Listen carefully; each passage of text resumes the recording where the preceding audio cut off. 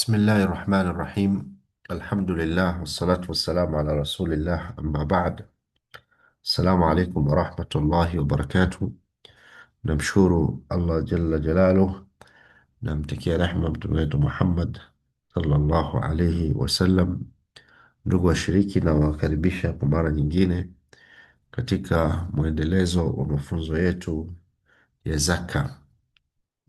Leo tutaangalia zaka ya mali zinazoingiza kipato au zinaitwa income generating fixed assets, au wengine wanaziita exploited assets, rasilimali ambazo zinatumika na zenyewe zinapotumika moja kwa moja zinamuingizia mtu kipato au zinaleta kipato kutokana na kutumika kwake.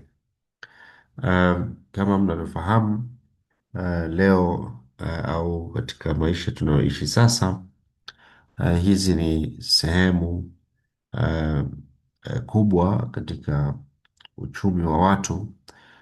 Katika shughuli zao watu wanatumia rasilimali fulani, kitu fulani ambacho ima kwa njia hususan kwa njia ya kukodisha, anaingiza kipato au anatoa huduma kwa kupitia kitu hicho na kuingiza kipato.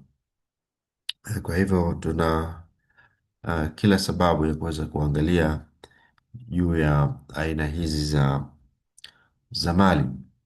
Kwa hivyo mfano wa mali hizi ambazo zinapotumika zinaingiza kipato ni kama vile basi za kusafirisha abiria. Leo tuna makampuni makubwa ya mabasi ambayo yanafanya shughuli hii ya kusafirisha abiria, ima kwenda mikoani au hata basi za hapa hapa mjini tu, yani town buses zinazowapeleka watu sehemu moja mpaka nyingine na kutoza nauli. Kuna nyumba za kuishi ambazo watu wanakodisha vyumba, watu wanakodisha nyumba, wanakodisha apartments. Mtu amejenga jengo mahsusi kwa ajili ya kukodisha na hivyo kuingiza kipato. Kuna wanaotengeneza magodown ambao vile vile wanayakodisha. Kuna wanaotoa maduka ya biashara. Leo katika miji mikubwa iwe Kariakoo, iwe Dar es Salaam, mfano Kariakoo au Nairobi au Uganda, Kampala na maeneo mengine, watu wanavunja nyumba zao, wanatoa mafremu ya maduka, mengi, na wanakodisha maduka hayo. Kuna meli za kusafirisha watu na mizigo kwenda Zanzibar, kwenda Komoro, kwenda maeneo mbalimbali ambazo zinaingiza kipato.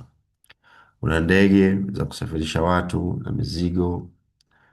Kuna shule ambazo zimejengwa na kuna huduma pale inatolewa ya kufundisha wanafunzi na kuingiza kipato. Kuna hospitali zinajengwa ambazo inatolewa huduma pale na kuingiza kipato. Kuna wanaofanya biashara ya taksi au kwa njia ya mtandao, yani wamejiunga na platform za Uber au Bolt au farasi na nyinginezo.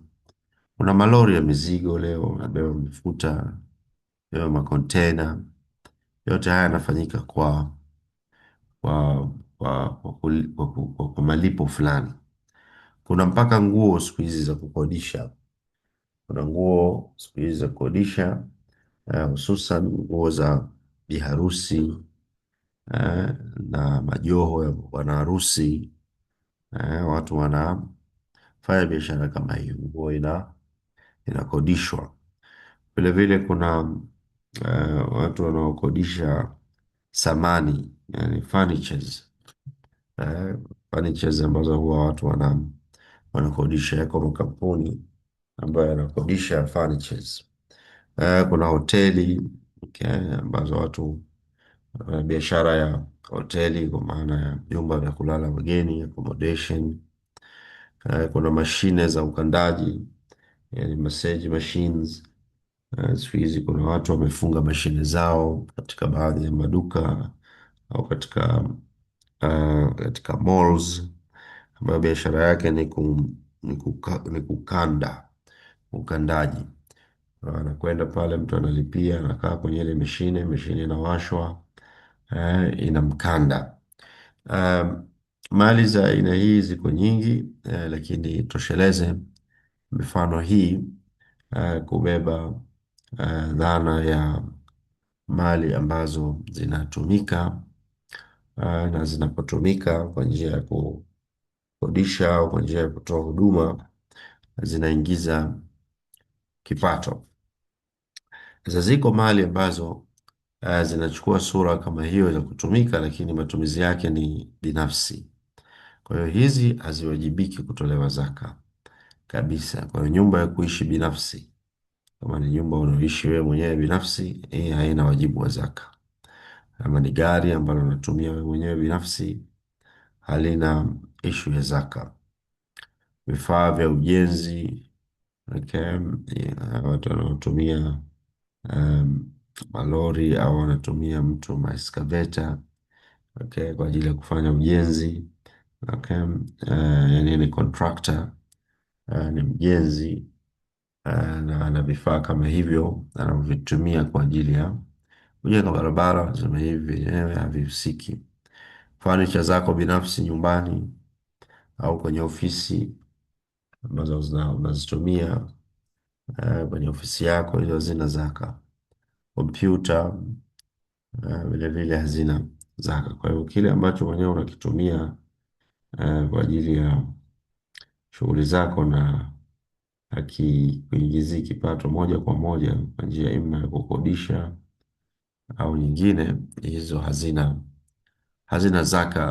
Rasilimali hizi ni vitu ambavyo vina manufaa, lakini manufaa haya ni manufaa binafsi. Kwa majengo ambayo mwenyewe umejenga godown yako, umeweka mali zako, okay, au jengo la kiwanda chako, umeweka kiwanda cha maji hapo ndani na nini, chenyewe vyenyewe havina zaka.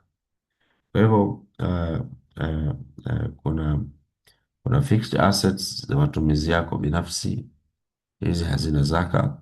Lakini kuna fixed assets ambazo unazitumia vile vile kibiashara, ambazo unaweza kuziweka kwenye makundi mawili. Moja ni moja kwa moja zenyewe zinaingiza kipato, kwa mfano lori. Unaona, kwenye biashara transportation, unabeba mafuta, unabeba macontainer, kila gari inapoondoka inaingiza kipato. Lakini yuko mwingine ambaye anayo malori, lakini ni malori ya mafuta yake, inabeba mafuta yake kwenye biashara yake, habebi mafuta ya watu wengine. Kwa hiyo ni kampuni kubwa ya mafuta inayo malori, okay, nayo inabeba mafuta, inabeba container, lakini ni mali zake mwenyewe. Kwa hiyo kama ni mali zako mwenyewe, hizi haziingii katika mada tunataka kuzungumzia leo, ambazo haziingii katika masala ya zaka. Ni fixed assets, ni assets ambazo unazitumia mwenyewe kwa ajili ya biashara yako. Kwa hiyo ile biashara inapotoa zaka inakuwa inatosha, kama ni biashara ya mafuta, kama ni biashara ya uzalishaji, okay. Lakini yale makontena ambayo au yale malori yanakusaidia kubeba mizigo yako mwenyewe, na sio kubeba mizigo ya watu kwa malipo, yatakuwa hayahusiki na au hayana wajibu wa kutolewa zaka. Sasa tukija katika hizi mali zinazoingiza kipato, mali zinazoingiza kipato, kama ni nyumba ya kukodisha, kama ni godown la kukodisha, kama ni uh, kama ni nguo za kukodisha na kadhalika, kuna kauli mbili. Kuna kauli mbili za wanazuoni. Kuna wale wanazuoni wanaona ya kwamba zaka haijathibiti juu ya mali hizo na vipato vyake, kwa maana hata hivi ambavyo vinaingiza vipato, kama ni biashara ya mabasi kwenda mikoani inaingiza kipato, Wanasema zaka haijathibiti juu ya mali hizo na vipato vyake. Dalili iliyo wazi katika Qur'ani na Sunna na waja wema waliopita. Katika wanazuoni wenye msimamo huu ni kina Ibn Hazm al-Shawkani, Sadiq Hassan Khan na wengineo, na jamhuri ya maulama ama walio wengi kabisa wanaona ya kwamba zaka imethibiti juu ya mali hizo eh, na vipato vyake au vipato vyake vimethibiti na imethibiti zaka juu ya mali hizo. Na wanazuoni hawa ni katika madhhab Maliki, Hambali, Shafii, hata Hanafi na wanazuoni wengine ikiwemo Sheikh Qaradhawi na hata Ayofi. Sharia Standard namba 35 inatambua kwamba mali ambazo zinaingiza kipato zenyewe zinawajibikiwa na zaka katika vile vipato vyake. Sasa katika kundi hili la wanaoona imethibiti zaka wanatoa dalili ya kwamba Mwenyezi Mungu amesema ya ayyuhalladhina amanu anfiqu min tayyibati ma kasabtum wa mimma akhrajna lakum min al-ardh. Kwa aya hii ni jumla na inaingiza hapa agizo la kutoa katika vizuri tunavyochuma na, na katika shughuli au rasilimali hizi tunachuma mali zinatuingizia kipato. Kwa hivyo kwa mnasaba wa aya hii ni kwamba tumeagizwa tutoe vizuri katika vile tunavyovichuma, na biashara hizi za kukodisha za malori yanayoingiza kipato ni wazi ya kwamba yanafanya watu wachume mali kupitia njia hizo. Kwa hivyo wanatoa dalili hii, lakini pili wanatoa dalili ya kwamba mali hizi zina sifa ile ya annama. Annama ni moja katika sifa ya mali inayowajibikiwa kutolewa zaka, kwa maana yenyewe inaongezeka. Mtu anaweza kuwa na lori moja, anafanya hii biashara ya kubebea watu mizigo, anapata mapato, anapelekea na kuja kununua lori la pili, lori la tatu, lori la nne, biashara inakuwa. Kwa hiyo ni mali ambayo ina sifa ya annama, na kama mali hiyo inayo sifa ya annama hivyo inawajibikiwa kutolewa zaka, kwa kuwa yenyewe ina grow, inaweza inapotumika inazalisha mali nyingine na kukua, kuongezeka. Kwa hivyo hiyo hizo ni baadhi ya dalili zinazothibitisha juu ya wajibu wa zaka katika mali hizi zinazoingiza kipato.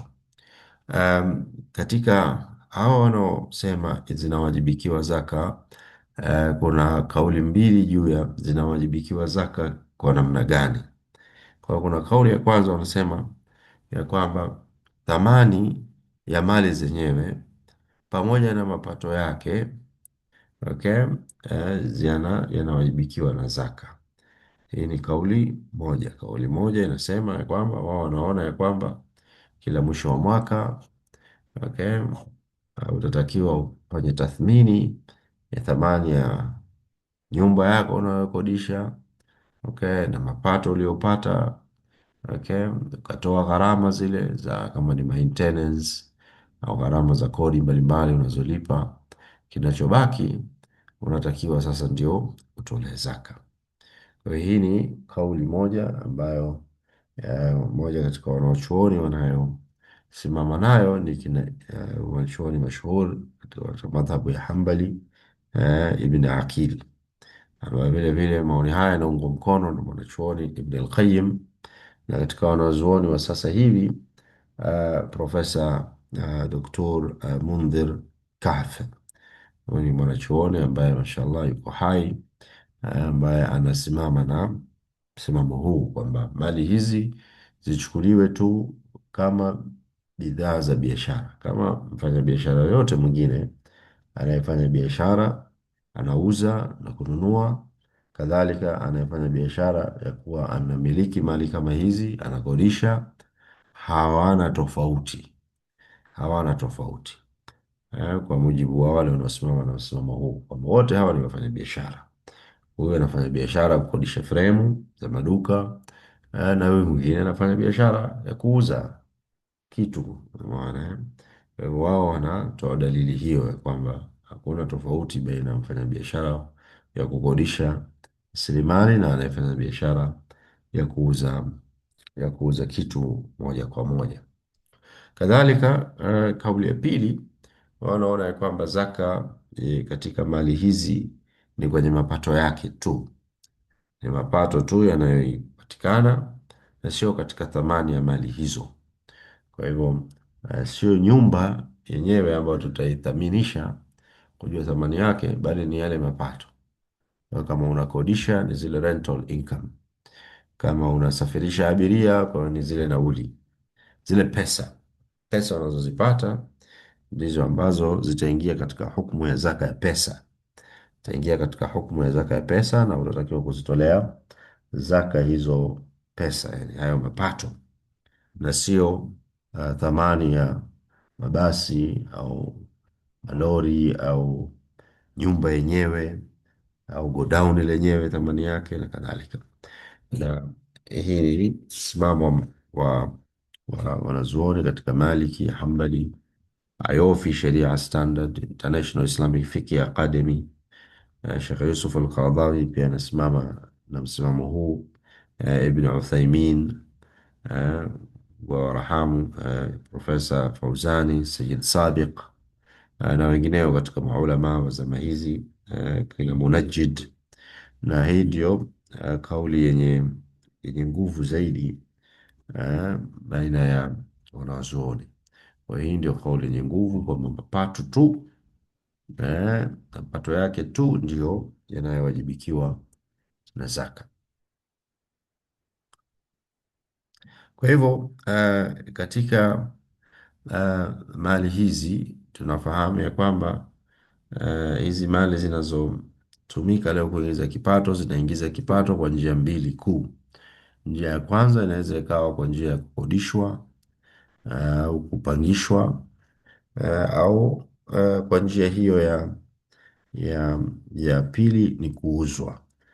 Mtu analo basi lake analifanyia biashara ya kusafirisha abiria, alafu baadaye anakuja kuliuza. Okay, anakuja kuliuza. Mtu ana nyumba, mwingine amejenga, amekodisha, baada ya muda fulani anakuja kuuza. Kwa hivyo kuna njia hizo mbili ambazo tunapaswa kuzitilia maanani juu ya mali hizi na namna zinavyoingiza kipato. Kwa wale ambao wanasimama na ile kauli ya kwanza, kauli ile ya kwanza ambayo tumeieleza kwamba wao wanaona thamani, mpaka thamani ya zile mali, si mapato peke yake, mpaka thamani ya mali zile zinapaswa kutolewa zaka. Waona hoja yao ya msingi ni kwamba mali hizi zina sifa ya annamaa, okay, ya kukua au kuongezeka kutokana na kipato kinachopatikana. Okay, kwa wanasema kwa kuwa mali hizi zenyewe kwa kuwa zinaingiza kipato, maanake zinaongezeka na kukua. Mtu anaweza kawa ametoa frame ya maduka, okay, anapokea kodi pale, ikaja ikamwezesha baadaye kununua jengo jingine na kutoa fremu nyingine, au ikaja ikamwezesha kuja kuanzisha kitu kingine. Kwa hivyo hii sifa ya annamaa kwenye mali hizi haina mjadala kwa kweli, haina mjadala kabisa kabisa miongoni mwa wanazuoni kwamba mali hizi zina sifa ya annamaa. Okay, kwa hiyo maana wote wanakubaliana kwamba zinapaswa kutolewa zaka, lakini tu tofauti imekuja katika je, thamani ya mali yenyewe au mapato yake tu peke yake. Hapa ndipo palipoleta ikhtilafu katika rai, katika kauli za wanazuoni. Kwa hiyo wale ambao wanaona inatolewa katika thamani ya mali yenyewe, wanaona kwamba hizi zina sifa ya annama. Kwa hiyo kama mali ina sifa ya annama, thamani ya mali yenyewe na mapato yake vyote vinatakiwa kutolewa zaka, na na inatolewa zaka yake kila mwaka, na ikiwa mali hizo zimefikia nisab, Yani ukichukua thamani ya nyumba au thamani ya gari pamoja na mapato yake baada ya kutoa gharama za utunzaji wa mali hiyo au gharama za kodi mbalimbali, kile kinachobaki labda na gharama za matumizi yako kama mwenyewe unategemea nyumba hiyo hiyo kuendesha familia yako. Ukishatoa hizo gharama, kinachobaki kama kimepitikiwa na mwaka eh, unatoa zaka ya 2.5%. Kwa wale wanaokwenda na kauli ya kwanza, hizi ni mali kama mali za biashara, kila mwaka zitafanyiwa tathmini kama wafanyabiashara wanavyotakiwa kufanyia tathmini stock zao. Kadhalika huyu kauli hii naona ya kwamba na hao wenye majengo nao vile vile ni wafanyabiashara vile vile, kwa hiyo na wao wanatakiwa wafanye tathmini juu ya mali zao, juu ya majengo yao au juu ya vitu wanavyovikodisha na, na mapato yake waliopata na kutoa zaka. Ama kauli ya pili, wale wanaoona ya kwamba ni mapato tu na sio mali zenyewe, wao wanatoa hoja ya msingi kwamba hakuna zaka kwa Mtume sallallahu alaihi wasallam kusema kwamba hakuna zaka kwa mtumwa Muislamu au farasi wake. Umeona, japokuwa farasi hawa mtu alikuwa anaweza kutumia kubebea mizigo ya watu wengine, au punda alikuwa anaweza kutumika kubebea mizigo ya watu wengine, au ngamia alikuwa anaweza kutumika kubebea mizigo ya watu wengine na kuingiza kipato, lakini haijathibiti, haijapata kufahamika katika zama zilizopita wanachuoni kuwajibisha zaka katika wanyama wanaofanya kazi hizo au farasi wanaofanya kazi kama hizo. Okay? Kwa hivyo wanasema hakuna dalili katika Qur'an na hadithi juu ya kuwajibika zaka yake hizi thamani ya hizi mali. Hakuna dalili iliyokuwa wazi kabisa juu ya jambo hilo, bali tuna dalili ya kwamba hakuna inayosema hakuna zaka kwa mtumwa Muislamu ambaye anafanya kazi anaingiza kipato, okay, au farasi ambaye anatumikishwa kufanya kazi anaingiza kipato. Kwa hivyo hizo ndio dalili wanazozitoa watu wa kauli ya pili. Kwa hivyo wanakwenda wao kusema kwamba ni mapato tu, na mapato haya mara nyingi yanakuwa katika sura ya fedha, na fedha kwa ijmaa ya wanawachuoni wanakubaliana wote kwamba fedha inayo zaka. Kwa hivyo wao wanakwenda katika hoja hiyo. Sharti yake ni kwamba fedha hizo zitakazokuwa zimepatikana ziwe zimefikia nisabu. Kwa hiyo hakuna kufanya tathmini ya mali hizo. Afu na hapa kwenye hii slide kuna dosari kidogo. Kwa hiyo unazungumzia nisabu ni kwamba ni hayo mapato yaliyopatikana, okay, yawe yamefikia nisabu, ima nisabu ya gold 85%, gramu 85 ya dhahabu, au yawe yamefikia gramu 595 za silver. Okay, kwa hiyo yamefikia nisabu mapato hayo baada ya kutoa kama ni gharama, kama ni kulipa madeni, yawe yametolewa madeni, umetoa gharama kwa sababu kama unavyofahamu rasilimali kama hizi, kwa mfano majengo unayokodisha, mtu huingia gharama mbalimbali. Kuna kulipia kodi kila mwaka, kodi za ardhi, kodi za majengo, kuna kulipia pengine ulinzi, kuna kulipia kodi mbalimbali za usafi sijui katika mitaa, kuna labda marekebisho na maboresho katika jengo.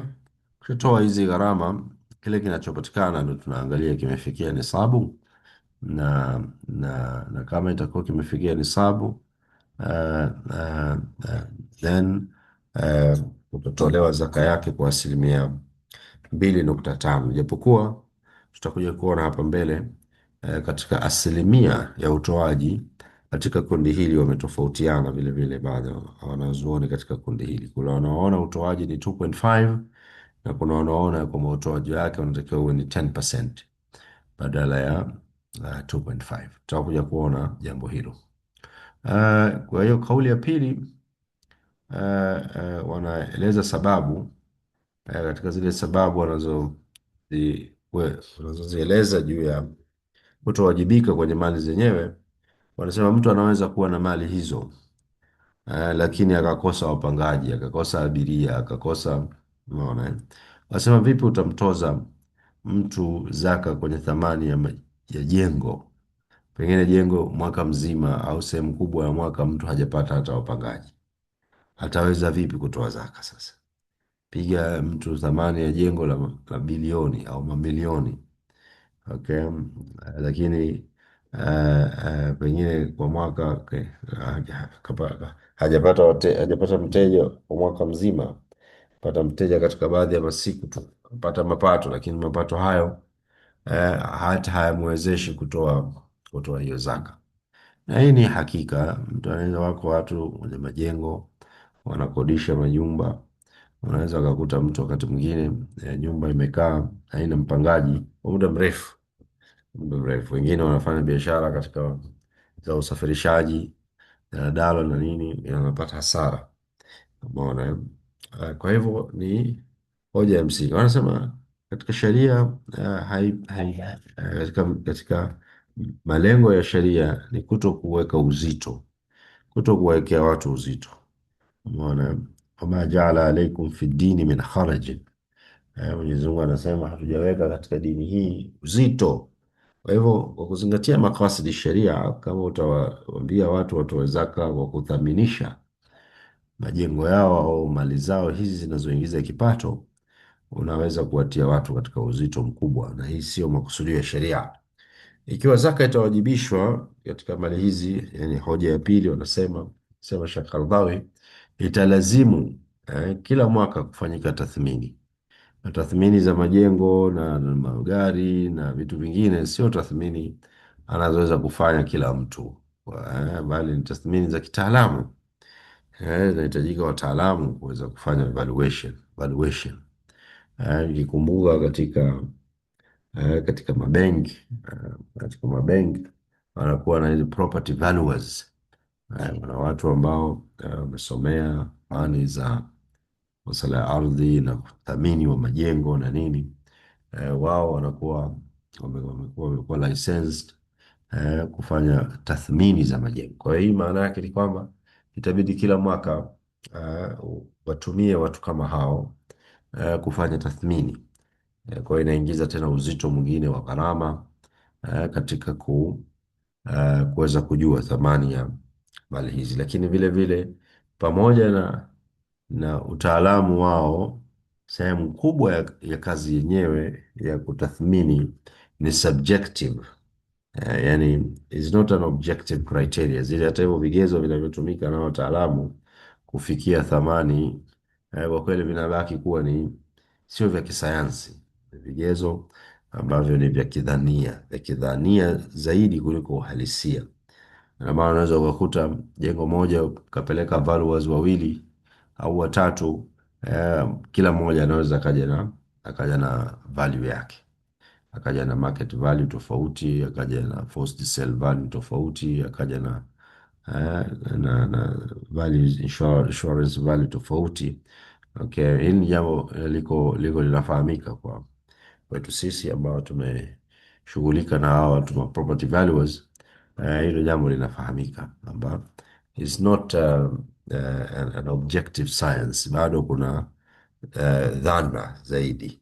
Okay, viko vigezo vinavyotazamwa lakini bado katika kufikia thamani inakuwa bado ni kitu cha kidhania zaidi kuliko uhalisia. Lakini vile vile kuna masuala ya depreciation, okay, ambayo of course depreciation ni mambo ambayo yashawekewa rules na bodi za uhasibu na nini, kama ni property, kama si ni furniture and fixture, zinatakiwa ziwe depreciated kwa asilimia kadhaa, asilimia kadhaa.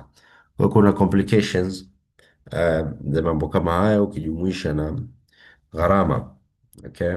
Sasa kwa mfano mtu yuko kwenye biashara ya meli, okay, anasafirisha mizigo, kila mwaka inabidi afanye tathmini ya meli hiyo, thamani yake.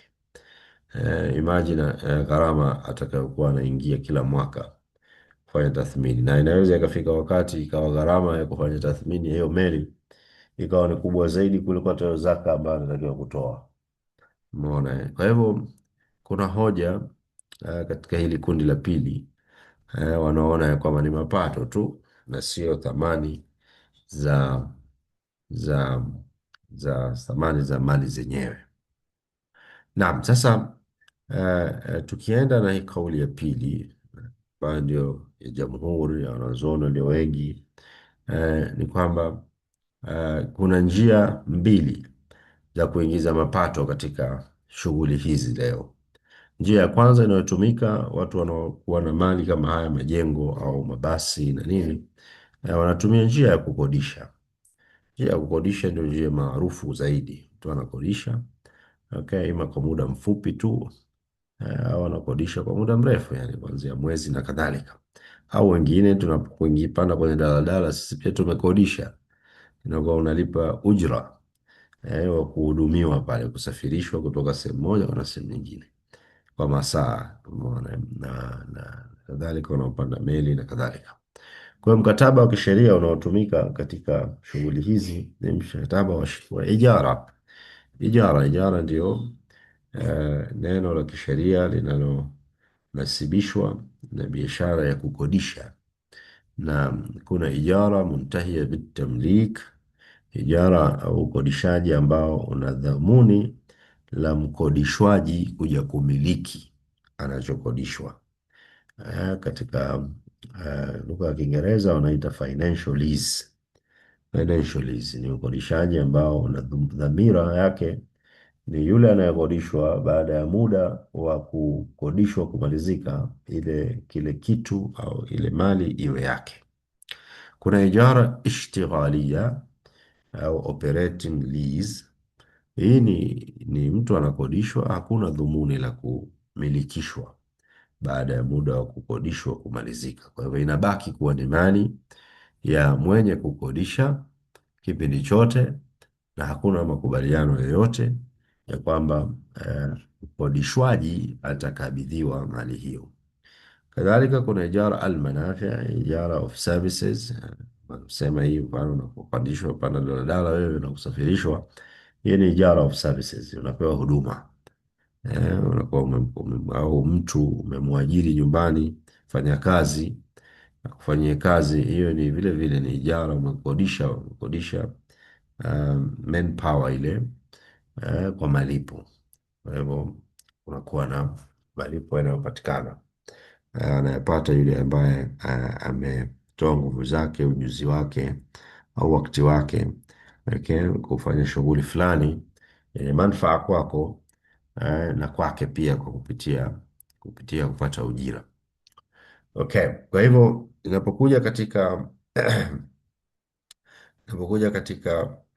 mapato sasa yanayopatikana kutokana na kukodisha, huwa kuna muda. Kuna mtu analipwa in advance mwaka mzima. Kuna watu wengine wanalipwa malipo ya kukodisha kila siku, wengine wanalipa kukodishwa kila mwezi, kila mwaka na kadhalika. Sasa wanazuoni wana kauli tofauti kuhusiana na muda gani zaka itatolewa katika mali iliyokodishwa. Kauli tofauti. Kauli ya kwanza, zaka inawajibikia kodi ambayo imepokewa, okay, na imebaki baada ya kupita mwaka na kufikia nisabu, iwe fedha hiyo iko peke yake au kwa kuchanganywa na fedha nyingine. Unapokuwa umelipwa wewe fedha, okay, umeingia kwenye mkataba wa ijara, umeshalipwa tayari. Yani kauli hii inasema ya kwamba ni lazima uwe fedha umelipwa, umepokea. Sio kama ni deni tu, umeingia kwenye mkataba, umekodisha, labda utalipwa baada ya mwaka. Okay? Ni kwamba lazima iwe ile fedha ya kodi umelipwa, imepokewa. Okay? Lazima uwe umepokea kodi, na kodi hiyo, okay, kama umetumia na nini, kile kilichobaki kimekaa kwa mwaka mzima, okay, ima yenyewe fedha au fedha hiyo ukija ukiichanganya na fedha nyingine zako nyingine zitafanya ziwe zimefikia nisabu. Na kwa hivyo kama unavyojua, mtu anaweza ikawa ana vipato tofauti, ana njia tofauti za kuingiza kipato. Kwa hivyo hapa haitazamwi kwamba mapato hayo yawe lazima yawe zaka itolewe katika yale yale mapato ya kodi tu ile ile tu, lazima iwe kwanza imefikia nisabu ile ile pesa yenyewe ya kodi. Ile pesa ya kodi ima yenyewe ikiwa imefikia nisabu baada ya kupitikiwa na mwaka, sawa, hiyo ni peke yake, yani yenyewe kama pesa yenyewe umeipokea, umetumia ulichotumia, umetoa gharama fulani, umetoa madeni ya watu chenyewe kimebaki kama ni kimetimiza nisabu na kukaa mwaka, hiyo ni sawa, hiyo ni njia moja. Lakini kama yenyewe haijafikia nisabu, lakini ukiichanganya fedha hiyo na fedha zako nyingine zinafikia nisabu, basi hapo itakuwa wajibu wa kutoa zaka upo, wajibu wa kutoa zaka upo. Kwa hivyo iwe mapato ya kodi yenyewe yanafikia nisabu na kutimiza mwaka, au kwa kuchanganywa na fedha zako zinazotokana na shughuli zako nyingine eh, tukizichanganya na fedha hizo zitafikia nisabu, basi hakuna neno. Kwa hiyo kwa mfano mtu ana mshahara, anaweka akiba na ana nyumba anakodisha, kwenye nyumba huku kidogo labda akapata milioni zake akiba inayotokana na kodi ya nyumba, labda kutokana eh, eh, net rental income baada ya kutumia na baada ya kutoa gharama mbalimbali na kulipa labda madeni, amepata labda milioni kadhaa, lakini hizi fedha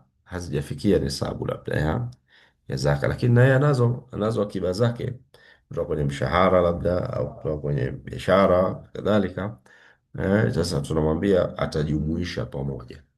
Kwa hivyo haichukuliwi peke yake tu, kwa sababu ni lazima, hakuna swala la kwamba lazima kodi hiyo iwe imefikia nisabu yenyewe kama yenyewe kutokana na kukodisha, bali fedha hii ikiwa imepatikana ikiwa yenyewe imefikia nisabu, hilo liko wazi, halina neno. Lakini ikiwa yenyewe haijafikia nisabu, lakini tukiunganisha na fedha zako nyingine itafikia nisabu, basi zaka inatolewa. Ama tukijumuisha na hata fedha zako nyingine ikawa bado hazifikii nisabu, basi hakuna wajibu wa zaka. Kauli ya pili wanasema kwamba zaka itatolewa katika kodi iliyopokelewa na kutimiza mwaka tangu pale mkataba ulipoingiwa. Okay? Kwa hiyo lazima fedha hiyo iwe imepokewa na muda unaotazamwa ni muda wa ule mkataba, yani hauli ya zaka ya kodi inaenda sambamba na mkataba, muda wa mkataba kuanzia pale mkataba ulipoingiwa ndio tunahesabu hauli yake. Okay? Tumeingia mkataba leo tarehe 5 au tarehe 4. Okay? Tumeingia mkataba wa kukodisha na kapewa mapesa. Okay? Kwa hivyo hauli ya fedha hii, hauli yake itakuwa ni kuanzia tarehe hiyo niliyoingia mkataba eh, eh, mpaka mwakani mwezi wa tatu, ndio natakiwa niangalie sasa, je, mapato haya niliyopokea yamebaki yako katika nisabu au hayako katika nisabu. Kwa hiyo wanafungamanisha swala la mwaka na muda wa mkataba. Hii kauli ya pili, so hauli inahesabiwa kuanzia muda ule ulioingia mkataba, okay, ndio itahesabika. Kwa hivyo zaka itatolewa katika kodi iliyopokelewa na kutimiza mwaka tangu pale mkataba ulipoingiwa. Kwa kama umeingia mkataba leo, lakini mfano fedha ukaja ukazipata siku za mbele hapo, labda mwezi wa tano ndo ukaja ukalipo pesa. Okay, bado hawa wanaona ya kwamba muda wako wa kimahesabu ya zaka utaanzia tarehe ile ulioingia mkataba. Okay, sio tarehe uliopokea pesa, sio tarehe ya mwezi wa tano uliopokea pesa. Mkataba wako wewe unaanza April, lakini huyu mpangaji labda kwa dhuruba, kwa dhurufu zake na nini, amekuja kukupa pesa mwezi wa sita. Okay? Je, swala mtu anaanza kuuliza, je, sasa mimi hauli yangu mwaka naanza kuhesabu kuanzia mwezi wa sita au unatakiwa kuhesabu kuanzia mwezi wa nne? Jawabu wa kauli hii ya pili, anasema ya kwamba unaanza, hauli inahesabiwa kuanzia siku ile ulioingia mkataba. Mkataba uliposainiwa pale ndipo unapoanza kuhesabu miezi 12, sio muda uliopewa pesa, sio kipindi ulichopewa pesa. Natumai kauli hii itakuwa imefahamika, na huu ndio msimamo wa Muslim World League, Islamic Fiqh Council, Lajna Ad-Daima na madhhabu ya Hanbalis. Naona ya kwamba eh, eh, suala la hauli linaanza kuanzia muda ulioingia mkataba, sio muda uliopokea pesa. Kauli ya tatu, kodi inayopatikana itajumuishwa na mali zingine zinazowajibikiwa na zaka na kutolewa zaka pamoja na mali hizo. Kwa hiyo kwa mujibu wa Ayofi, wao hawajazungumzia swala la mkataba, muda gani, hawajalizungumzia hilo. Wao wanaona tu kodi iliyopatikana. Okay, kwa maana ya kodi inawajibikiwa kutoa zaka ile ambayo imepatikana, kile ambacho umekipata na chenyewe kama kimetimia nisabu na kutimiza mwaka utatolewa zaka. Kama hakijatimiza nisabu hakitokuwa na zaka. Kauli hizi zote tatu tulizoeleza, kauli ya kwanza, ya pili na ya tatu, wao wanaona kiwango cha utoaji ni 2.5. 2.5 kiwango cha utoaji ni 2.5 ya kile, yani net income, kile kilichokuwa ni net, yani baada ya kutoa gharama na kutoa madeni unatakiwa kulipa na kama okay, na kutoa matumizi yako labda okay, kile kilichobaki kikiwa kimetimfikia nisabu na kukaa mwaka utatoa 2.5. Hiyo ndio msimamo wa hizi kauli ya kwanza, ya pili, ya tatu, utoaji wake ni 2.5. Ama kauli ya nne, wao wametofautiana katika utoaji, katika kiwango. Okay, kwa hiyo wanaona ya kwamba ni net income ndio itakayowajibikiwa na zaka. Okay, mara tu inapopokewa, na si swala la mwaka. Unaona kwamba haina haul, mara tu utakapokuwa umepokea kodi. Okay, na kodi hii ukipiga hesabu zile, kuna gharama za uendeshaji, za usimamizi na labda deni, wewe unazitoa hizo, kile kinachobaki net, hata kama hakijapitikiwa na mwaka, wanaona ya kwamba unatakiwa utoe zaka. Utoe zaka, swala la mwaka halizingatiwi. Na kiwango cha utoaji ni 10% kama mazao ya kilimo. Kwa hiyo wamefanya kiasi katika aina hii ya mali na swala la zaka ya kilimo. Kwa hiyo wanazuoni hawa wamechukulia kiasi ya hukumu ya zaka katika kilimo na kuona kwamba ina apply vile vile katika mapato kwa njia ya kukodisha. Sababu zaka kwenye kilimo, mtu anatoa zaka kwenye thamaru, kwenye yale mavuno. Unaona kwenye mavuno haina mwaka. Swala la zaka ya kilimo, mavuno unapovuna. Kwa hiyo unaona kwamba vile vile katika mali hizi za kukodisha, zaka yake inatakiwa itolewe mtu anapopata yale mapato, ndio thamaru, ndio matunda ya mali hizi. Mali hizi matunda yake ni kodi inayopatikana. Kwa hiyo haijalishi swala la mwaka, wanavyoona wanawazuoni hawa. Na hawa ni kina Abu Zahra, Abu Al-Wahhab Khallaf, maprofesa hawa wa sharia, na Sheikh Qaradhawi, mwandishi wa kitabu cha Fiqh Sunna, anakubaliana nao hawa wanawazuoni hawa kwamba yeye naye anasimama katika msimamo huu kwamba zaka inatakiwa itolewe 10% kama inavyotolewa katika kilimo, na haijalishi swala la mwaka. Muhimu tu nisabu, okay, hiyo imefikiwa. Okay, na nisabu yake hapa wao hawajachukua nisabu ya mazao. Hata hivyo wamechukua nisabu ya fedha, kwa maana ya kwamba ima iwe ni silver. Kama unavyojua fedha, nisabu ya fedha, kuna kauli mbili. Kuna wale wanaochukua thamani ya dhahabu gramu 85, na kuna wale wanaokwenda na kauli ya silver gramu 595. Kwa hivyo yeyote mtu atakaye kwenda nayo katika hizi, okay, akitafuta radhi za Mwenyezi Mungu, atakuwa yuko katika usawa, yuko katika sawabu. Kwa hivyo hiyo ndio iwe hiyo ndio wanavyopendelea, japokuwa Sheikh Qaradhawi anasema ikiwa um, je, nisab hiyo imefikiwa katika malipo ya kila mwezi au mwaka, anapolipwa kama unalipwa hiyo kodi kila mwezi, okay.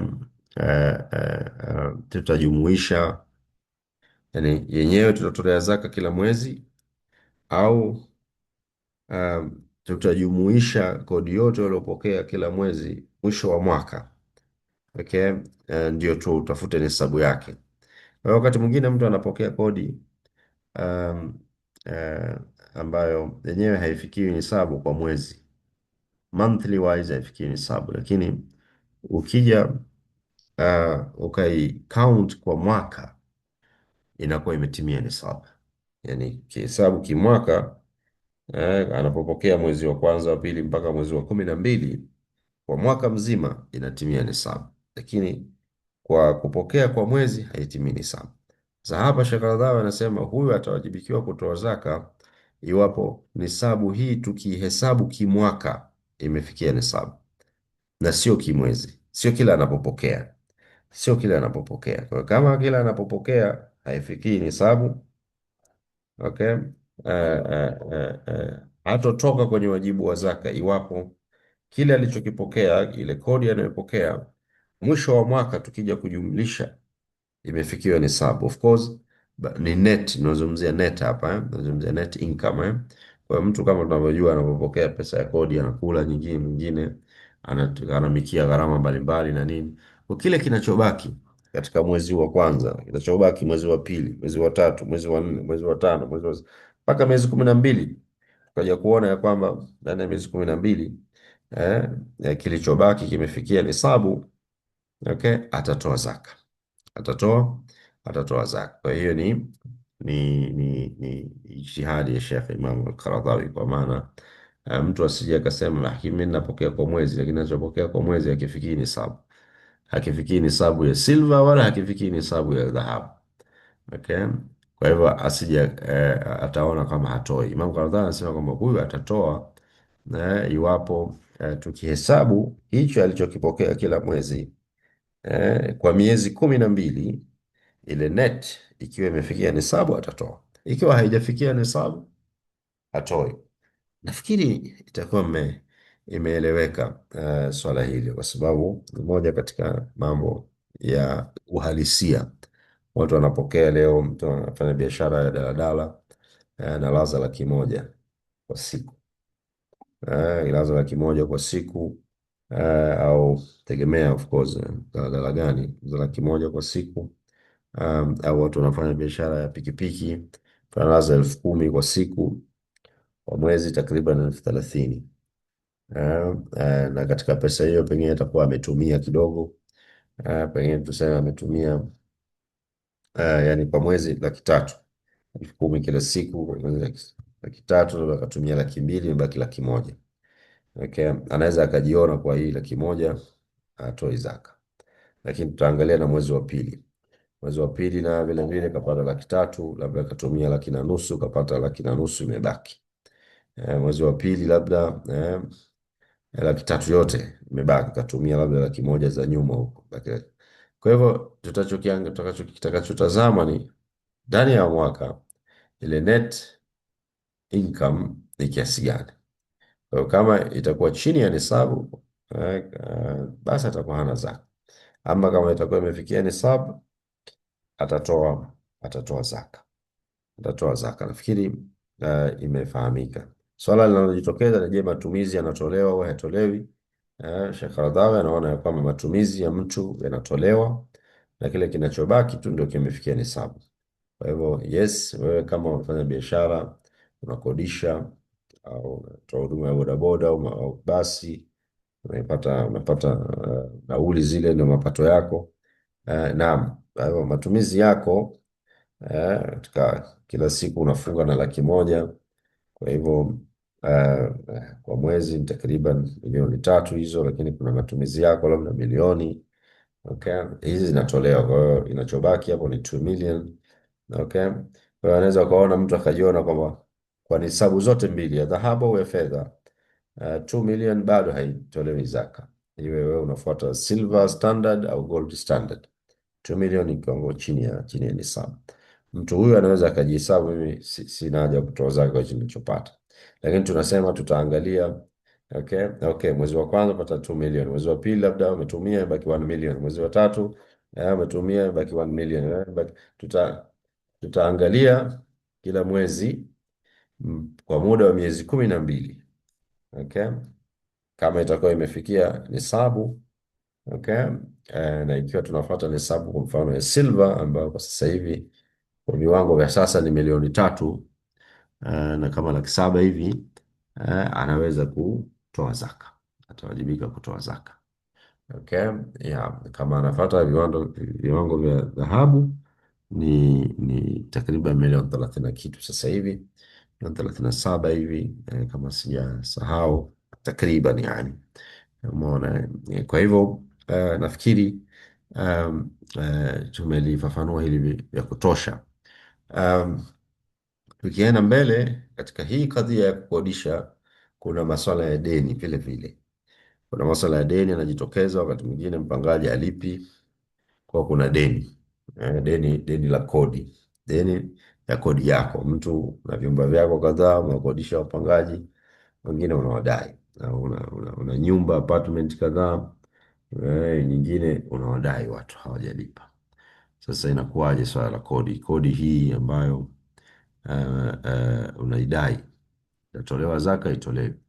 Wanasema katika madhhabi ya Imam Hanafi, wanasema kodi ile ambayo haijalipwa na inadaiwa na una matumaini ya kulipwa, hii inaingizwa katika hesabu ya kutoa zaka, inaingizwa. Wewe unamdai mtu kodi na unatarajia atakulipa, yani ni deni ambalo linatarajiwa kulipwa, ni strong debt, ni recoverable debt, deni ambalo unatarajia utalipwa. Okay, inajumuishwa katika hesabu ya zaka. Ama deni mfu ambalo utarajiwi, bad debt, ambao huyo utarajii kulipa, okay, ameshahama kabisa, na unaendelea kumtafuta lakini hamna ushirikiano wowote, utarajii kulipwa, ile nasema halitojumuishwa, halitohesabiwa. Deni mfu, deni ambalo linaonekana halitoweza kulipwa. Maliki, madhhabu ya Malik anaona ikiwa mali iliyokodishwa ilikuwa kwa matumizi binafsi. Yaani wakati mwingine Imam Malik anatofautisha mali zinazokodishwa katika makundi mawili, yaani private property na commercial property. Mali ambayo ni kwa matumizi, ilikuwa kwa matumizi yako binafsi. Unayo mwenyewe nyumba yako, ilikuwa kwa matumizi yako binafsi, lakini labda ukahama mji, okay, au kwa sababu yoyote nyingine ukapunguza baadhi ya vyumba, ukatoa vyumba vingine, okay, kwa ajili ya kukodisha. Kwa hiyo hii ni kundi mojawapo la mali inayokodishwa. Ili mali private property ni mali ambayo lengo lako ni kutumia mwenyewe, lakini kutokana na sababu moja au nyingine ukaja ukaamua kukodisha. Okay? Hiyo ni mali kundi la kwanza. Mali kundi la pili, katika madhhabu ya Malik wanaona ni ile ambayo imedhamiriwa tangu mwanzo kukodishwa. Ni commercial property, yani mtu tangu mwanzo anajenga au ananunua kitu fulani, sio kwa ajili ya matumizi yake, ni kwa ajili ya kukodisha from the beginning kabisa, tangu mwanzo dhamira yake ni kukodisha. Okay, wanasema ikiwa mali iliyokodishwa ilikuwa kwa ajili ya matumizi binafsi, alafu ndio ukaja ukaamua kukodisha, deni la kodi halihesabiwi mpaka litakapopokewa. Okay.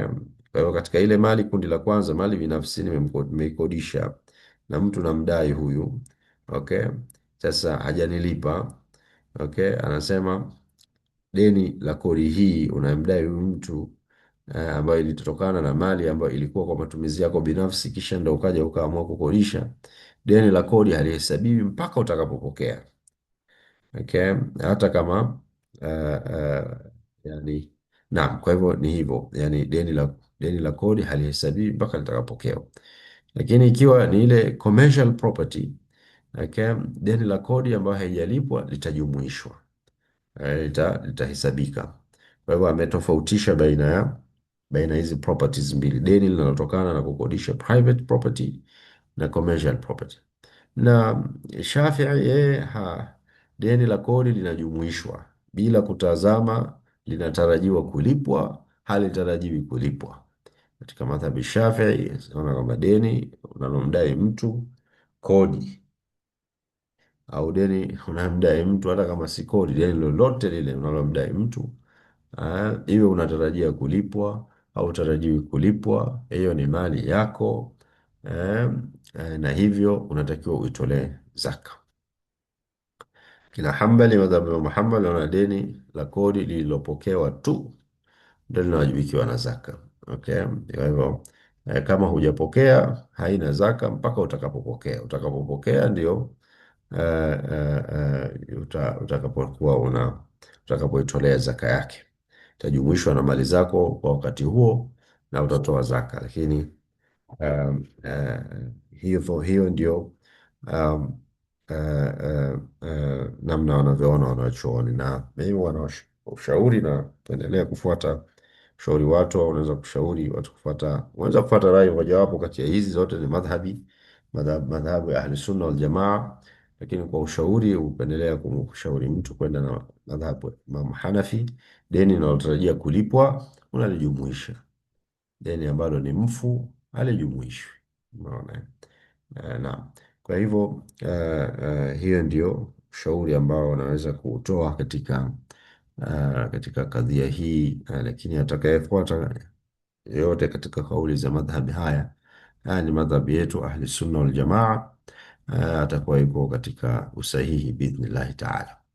Naam, kwa hivyo mpaka hapa inakuwa tumekamilisha kadhia ya kukodisha kama njia ya mapato. Sasa katika hizi mali vile vile kunaingia kadhia ya kuuza. Wakati mwingine mtu amekodisha kwa muda, alafu baadaye anakuja anauza, anatia nia, anauza gari lake, anauza nyumba yake, anauza kiwanja, anauza godown, anauza hiyo mashine au hicho kitu ambacho ndio kilikuwa kikimuingizia kipato. Ni jambo la kawaida kabisa watu wanaofanya biashara hizi za kukodisha vitu. Okay, baadaye wanakuja nauza. Sasa wako wengine hususan katika kadhia za majengo. Leo majengo, real estate ni business kubwa kabisa duniani. Kuna mtu kuanzia mwanzo dhamira yake anajenga ili jengo, hizi apartment anazotoa akodishe. Mwingine tangu mwanzo zinajengwa, zinatangazwa kwamba zinauzwa hizi apartment au hizi villas anazozijenga hapo zinauzwa. Sasa kama dhamira tangu mwanzo ni kuuza, na hata kama hapo baadaye inapokuja mtu alidhamiria kukodisha, kisha baadaye akabadilisha nia, ikawa nia yake sasa ni kuuza, hukumu ya zaka inabadilika. Ukibadilisha nia kutoka kukodisha kwenda kwenye kuuza, eh, hukumu ya zaka ya mali hiyo inabadilika kuanzia siku hiyo uliobadilisha nia. Walikuwa na nyumba ya kukodisha Januari mpaka imefika hii Aprili, sasa amenauza bwana, bora niuzilie mbali, pata shida fulani, au unataka kupata fedha uweze kuiendea fursa fulani, okay, unaamua kuuza. Unaamua sasa, kuanzia Aprili mimi natangaza hii nyumba nauza. Kuanzia wakati huo ulipodhamiria kuuza, sasa hiyo mali inageuka kuwa na hukumu ya mali ya biashara. Kwa hivyo zaka yake itakuwa ni katika thamani ya hiyo mali. Okay? Kwa hivyo ukijaliwa kuuza ndani ya mwaka vizuri, lakini kama hukujaliwa kuuza ikapitikiwa na mwaka, hiyo hukumu yake inakuwa ni hukumu ya mali ya biashara. Kwa hivyo lazima utatoa zaka kwa thamani yenyewe ya nyumba, thamani ya nyumba. Na kama ilikuwa bado vile vile inaingiza kipato kwa wapangaji, walikuwa bado wanaendelea kukaa wanalipa kodi, unasema nitawatoa wapangaji nikipata mnunuzi, kama ambavyo watu wengi hufanya. Nikipata mnunuzi nitawatoa wapangaji. Umeona? Kwa hivyo mapato ya upangishaji na thamani ya hiyo nyumba, ikiwa umeuza, hujauza, ikipitikiwa na mwaka, utatakiwa kutoa zaka bwana, utatakiwa kutoa zaka. Okay? Na sharti zake ni lazima imefikia nisabu, na nyumba nyingi zimefikia nisabu, iwe nisabu ya dhahabu, ya silver, nyumba nyingi leo isipokuwa labda za vijijini huko, zimefika, zimevuka milioni 30 na kitu. Okay, 37 ndio kwa sasa hivi ndio thamani ya gramu 85 za dhahabu. Nyumba nyingi zimevuka kiwango hicho, bali kiwanja tu wakati mwingine katika miji yetu imefika kiwango hicho. Ama kwa hesabu ya silver ndio kabisa, hesabu ya silver milioni 3 na laki 7 kwa mwezi kama huu wa Shawwal, ambayo mali nyingi za ardhi au majengo yamefikia kiwango hicho. Kwa hivyo ikiwa Ema umedhamiria tangu mwanzo kuuza, mimi najenga nauza, basi hiyo ni mali ya biashara. Okay, hukumu yake itakuwa na hukumu ya mali ya biashara. Kwa hivyo ipitikiwe na mwaka, okay, unatoa deni. Mali hii inaweza kuwa nyumba iliyokamilika au inayojengwa, inaweza ikawa kiwanja mtu au shamba ambalo mtu ameninunua na anadhamiria kuliuza kwa bei ya juu, au mwingine alikuwa na shamba lake matumizi yake binafsi mwenyewe, baadaye akatia nia anauza. Kuanzia wakati huo uliodhamiria kuuza inageuka hukumu ya zaka. Kutoka katika matumizi yako binafsi ulikuwa hutoi zaka, ukishatia nia kwamba sasa naliuza hili shamba na ikakupitikia mwaka, iwe umeuza au haujauza, utatoa zaka kwa thamani ya shamba hilo, thamani ya shamba hilo. Naam, mtu anaweza kusema sina fedha, itakuwaje? Naambia hilo ni deni, utaweka hisabu siku utakapokuja kuuza baada ya mwaka, miaka miwili, utakuja kutoa zaka ya kile kipindi chote ambacho hukutoa zaka yake, kwa sababu ulikuwa huna kipato, huna fedha ya kutoa zaka. Kwa hiyo utatunza hesabu hata kama itakuchukua miaka mitano. Kila mwaka utakuwa unatunza hesabu, mwaka huu nitakuwa nitoe zaka kiasi kadhaa, mwaka huu kiasi kadhaa, na hii property ina change value. Okay. Kwa hivyo kwa kulingana na value ya kipindi hicho utakuwa unapiga hesabu yake ya zaka na kutunza hesabu yake. Utakapokuja kuuza huko utakuja kutoa zaka kwa miaka yote hii iliyopita, kwa sababu ulikuwa huna njia ya kutoa zaka kwa kupitia vipato vingine zaidi ya kipato hicho cha mauzo ya nyumba. Sasa katika mali hizi, katika hizi mali zinazouzwa hususan katika majengo, hususan katika majengo, leo tunaona majengo haya yanayojengwa kwa biashara hususan kwa uzoefu wangu, kwa mfano katika mji kama wa Nairobi ambao hii biashara imekuwa kubwa sana sana sana, kubwa sana biashara hii. Unakuta nyumba inajengwa kwanza mpaka ikamilike ndio inauzwa, au apartments, basically ma apartments, sana ma apartments. Na wengine developers wengine inauzwa wakati inajengwa, yani apartments zinauzwa zikiwa zinajengwa. Ni biashara kubwa sana hapa Nairobi, tofauti na Tanzania. Nayo ina peak, naona inakuja hususan katika maeneo ya Ilala na nini, lakini kwa scale, kwa kiwango cha ukubwa, kwa hiyo nasema Nairobi linafanywa kwa kiasi kikubwa sana. Watu wananunua majengo, wanavunja, wanapandisha magorofa na nyumba hizo zinauzwa kabla hata hazijamalizwa kujengwa. Unakuta hakuna nyumba pale, kwenda kwenye ofisi ya contractor, unatafuta kununua, unaweza ukaambiwa hapa kila kitu kishauzwa, nyumba yote ishauzwa na bado haijajengwa, ndo kwanza ground breaking tu. Wanauza nini? Wanauza hizi zinaitwa off floor plans. Kwa mtu anaonyeshwa tu picha, anaonyeshwa sizes za vyumba, vitakuwa hivi, hii itakuwa hivi, sitting room itakuwa hivi, kutakuwa na jiko hivi, umeona Okay, basi wale wanavutiwa na description hizo, wasafu wa hiyo apartment, mtu ananunua. Na uzuri wa kununua off plans, zinakuwa bei nafuu, tofauti na ukingojea mpaka ikamilike. Kwa hiyo katika kuwavutia wateja, developers huwa wanaweka bei nafuu kwa off plans. Ukinunua kabla tujamaliza kujenga, bei yake inaweza ikawa hata nusu ya bei ya itakapomalizika kujenga. Kwa hivyo inamvutia mtu kununua kabla ya kujengwa, na anasubiri ujenzi utachukua mwaka, miaka miwili, miaka mitatu. Baada ya hapo anakabidhiwa funguo. Kwa hivyo ni biashara kubwa sana ya mamillions, ya mamillions. Kuna madevelopers hapa wana masite zaidi ya site karibu tano, mtu au sita au saba, huku kashachimba, huku kashachimba, huku kashafikia level fulani, huku ndo kwanza anasafisha kiwanja. Yani very big, very big, very big business. Yani ni fursa kubwa sana ya biashara katika miji yetu mikubwa hii.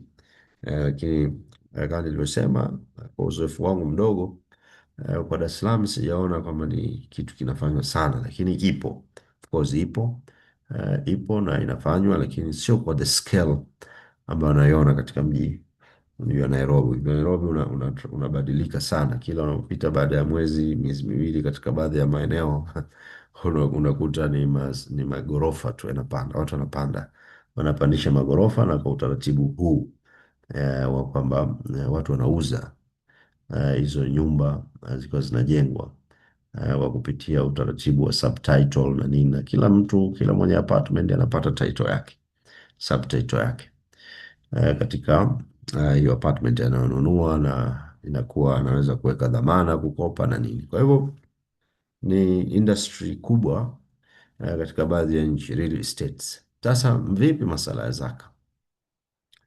Zaka yake inakuwaje wale wanaofanya biashara kama hii? Mtu ambaye yuko kwenye biashara, yeye anajenga kwanza mpaka ikamilike, ndo anauza. Kipindi chote cha ujenzi kile hauzi mpaka ikamilike, anajenga ikikamilika, sasa ndo anatangaza kuuza. Wako wanaotumia approach hiyo, lakini sio wengi sana kwa uzoefu wangu. Wako wanaotumia approach hiyo kwa Dar es Salaam, pengine wengi wanaweza kufanya hivyo, wanafanya hivyo. Sijafanya utafiti, lakini ni kitu ambacho na kiobserve tu kwa mbali. Ala kuli hal, mtu anaweza ikawa, developers hao wanaweza wakawa wanatumia moja katika njia hizi mbili. Mwingine anauza inapomalizika, mwingine anauza wakati anajenga. Sasa vipi masala ya zaka? Zaka yake inakuwaje? Mfanya biashara huyu, zaka yake inakuwaje? Kuna kauli mbili. Okay, yule inauzwa ikishamalizwa kujengwa, yule ambaye amesiuzi mpaka ijengwe, mpaka imalizike. Nauza itakapokuwa imeshamaliza kujenga, ndo nauza. Sasa hivi najenga, kwa kipindi kile cha ujenzi chote hauzi kitu, wala apokee deposit ya mtu. Kuna kauli mbili katika swala la zaka juu ya mfanyabiashara huyu. Ya kwanza, inatolewa zaka kwa thamani iliyofikia kila mwaka mpaka itakapomalizika, itakapokamilika na kuuzwa. Kwa bwana, kila utakapokuwa stage iliyofikia katika ujenzi, itafanyiwa tathmini na utatoa zaka kwa thamani ya pale ulipofikia. Kwa works under implementation, works under construction, wanavyosema standard ya AYOFI, au ni msimamo wa sheria ya bodi ya AYOFI, itakuwa valued katika ile current state on the day of zakat accrual. Kama itakapokuwa imepitiwa na mwaka, umejenga floor zako mbili tatu, hata kama bado hujazimaliza chochote, okay, value yake ni kiasi gani? Definitely hapa inaweza ikawa ni market value au actual value, fedha ulizoziingiza hapo, au kama jengo hili utaliuza katika hali hiyo iliyopo sasa, market value yake ni kiasi gani. Kila mwaka utafanya tathmini ya pale ulipofikia, na utatoa zaka kama una fedha. Kama una fedha, basi utaandika katika hisabu mwakani, hivyo hivyo mpaka utakapokuja kuuza huko, utakuja kutoa fedha, utakuja kutoa zaka ya miaka yote hii ya ambayo hujatoa zaka wakati jengo linaendelea kujengwa. Wengine wanachuoni wengine katika Lajna Daima wanasema haina zaka, hata kama itachukua miaka kadhaa, haina zaka mpaka umalize kujenga uuze. Okay, kwa kipindi kile cha ujenzi, okay, hakuna zaka. Okay, mpaka ujenzi utakapokamilika. Na baada ikiwa ujenzi ushakamilika tayari na sasa unauza, hapo sasa ndio utaanza kuhesabu masala ya zaka. Okay. Kila mwaka umeuza hujauza, utakuja kutoa zaka, lakini sio kipindi kile cha ujenzi. Kwa hiyo fatwa hii ina inamwondolea wajibu mjenzi katika kile kipindi chote cha ujenzi, ambao kama unavyojua huwa ina take time, miaka miwili, wengine miaka mitatu, wengine mwaka, yani inachukua mwaka na zaidi, ujenzi wa majengo makubwa. Kwamba kile kipindi cha ujenzi, ile miaka wakati wa ujenzi hakuna zaka yoyote. Atakapokuwa ameshamaliza kujenga jengo, sasa liko katika state ya kwamba mtu anaweza kuishi. Okay. Kuanzia hapo sasa itaanza kuhesabiwa muda wa zaka, na atatoa zaka iwe umeuza au hujauza. Okay. Kwa thamani ya hiyo nyumba unaiuza kwa bei gani, market value. Okay. Kwa hivyo hizo ndio kauli mbili kuhusiana na kuhusiana na, na majengo yanayojengwa lakini tu yatauzwa itakapokuwa yamemaliza kujengwa. Ama ile ambayo inauzwa wakati inajengwa, yani kabla hata, yani kwa developer anauza hata kama hajamaliza kujenga, anaanza kupokea fedha za watu, inaingia mikataba ya kuuza ambayo maarufu inaitwa off plans. Kwa hiyo anauza wakati anaendelea na ujenzi, tayari anapokea hela, anauza, watu wanatoa deposit, wengine wanatoa full amount na kadhalika. Okay. Kwa hivyo huyu huyu hesabu yake utachukua gharama kila mwaka, utachukua gharama ya jengo au ujenzi mpaka pale ulipofikia. Okay. Ambayo ni milki yake. Okay. Ukumbuke katika hizi jengo analojenga hili anataka kutoa apartment 60. Sawa bana, lakini alizouza 30 kashauza, kwa 30 sio zake tena, alizobakiwa nazo ni apartment 60. Kwa hiyo wanasema chuoni atapiga hesabu ya hizi 30 ambazo ndio milki yake, atazitolea zaka hata kama bado hajamaliza kujenga. Umefahamu hiyo? Zile 30 nyingine kashauza tayari, na kashapokea hela. Kwa hiyo kama zile hela alizopokea anazo, okay, of course zitaingia katika hukumu ya zaka ya fedha. Atazitolea zaka. Ama kama zimeingia zimezama kwenye ujenzi, ndio keshi hana, lakini anazo kwenye rekodi, kwenye off plans apartment 30 zake zimebaki. Wakati anavyoendelea kuziuza zinapungua, imefika mahala labda amebakiwa na apartment 5, yani inaweza wakati ametangaza tu kwamba anauza, kwa maana mimi nitajenga hapa jengo hili lenye wasifu huu, na nauza hizi apartment 2 bed, 3 bed, 1 bed. Okay. Na akajikuta tangu atangaze, okay, mpaka mwaka unamalizika, katika labda jengo lenye apartment 60 au 70, kashauza zote, zimebaki labda 70, zimebaki labda 10 tu. Kwa hiyo huyu atatoa zaka kwenye hizi 10 tu zilizobaki. Umeona, na labda kama ana cash kutokana na kuuza hizo nyingine, atakuja kutoa zaka vile na cash aliyouza, lakini in terms of property atawajibika kutoa zaka katika zile zilizobaki, ambazo ndio miliki yake, kwa sababu ukishauza maanake sio miliki yako tena. Na zaka inatolewa kwenye mali ambayo mtu ana umiliki wake. Kwa hivyo wanasema utachukua gharama ya jengo au ujenzi mpaka pale ilipofikia, ambayo ni milki ya huyu developer, utajumlisha na fedha taslimu alizokuwa nazo. Umeuza, ukiwa unauza una pesa unapata, na inaweza nyingine ukawa nazo kwa mwaka, nyingine ukawa umezitumia. Ukiwa umekaa nazo kwa mwaka, maanake zitakuwa zimefikia nisabu, zitaangukia katika, au ukijumuisha na value majengo hayo yanafikia nisabu, ukitoa madeni, okay, ile balance ikiwa imevuka nisabu, utatoa zaka, utatoa zaka. Kwa hivyo hii ndio approach inayotakiwa kufuatwa na hawa developers wanaojenga na kuuza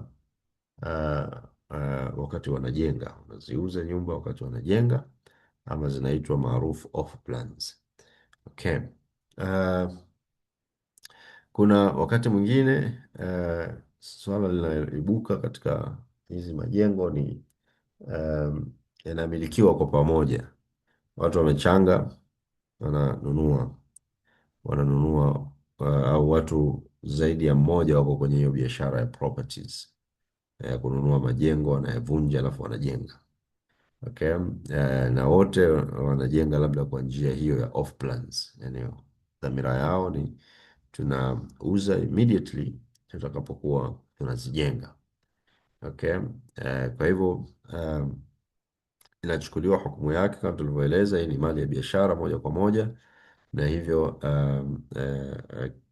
kile kinachobaki, kama ni apartment 70 mlitengeneza, kauza 60 kila mwaka, zile zilizobaki ambazo ziko kwenye umiliki wenu nyinyi watu zaidi ya mmoja, okay, itatolewa zaka.